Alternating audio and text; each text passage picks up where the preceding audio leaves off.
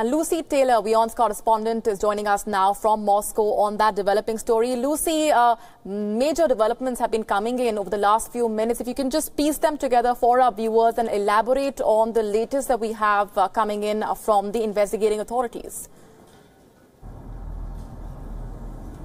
Yes, well, we've had contradictory reports, really, from the authorities all afternoon. As you said, first of all, this was reported as a terror attack because of the scale of what has happened, I think, and because of perhaps the region that this is in, the Crimea region, which is the region which was annexed from Ukraine by Russia in 2014. Very politically divisive, but nothing on this scale before has ever happened. This is very unprecedented in the region. We know, as you said, that there was an explosion first of all, and then that there were shootings, and we're told that most of the victims had gunshot wounds rather than being affected by that explosion. At least 18 people have died already, another 47 perhaps injured in hospital. So very significant scale. We know that most of those are teenagers because they were students at the college.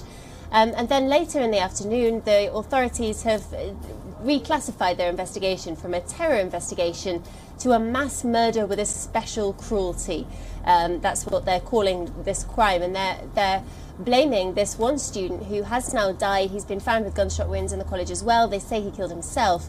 An 18-year-old fourth grade student who was believed to be let loose with a gun in the college, and that's what apparently has caused the majority of the killings. But what isn't really clear is his motive, first of all, and also the means, how he's managed to injure and kill so many people in such a short time. And there were initially reports that there were more than one, maybe several armed men in the college, but for the moment the authorities are saying it was just this one student who's managed to inflict so much damage.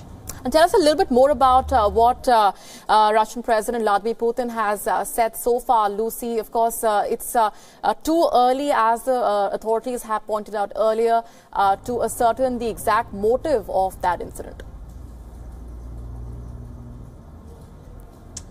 Yes, Vladimir Putin came out fairly early on to offer his condolences. He said he spoke directly to the victims and to their families, and he said that Russia would do everything it could to help them, to offer them medical care, perhaps to transport them to better medical facilities in other parts of the country if needed. So he very much expressed those condolences, and he had a minute's silence out of respect to those victims as well. But then he moved on to the investigation. He said there will be a very thorough forensic investigation, and the Russian people will learn all of the details regarding the motive, regarding what happened here, and I guess how it can be prevented in the future.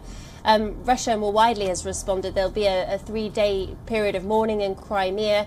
There's a real stepping up of security in that region as well, across the Ukrainian border, along the bridge which bridges Crimea, the Crimean peninsula, to the Russian mainland.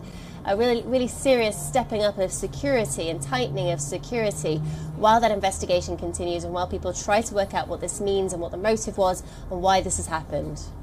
All right, we're going to leave it there for the moment. Lucy Taylor getting us the latest on that incident from Moscow. Thanks very much indeed for all of those details.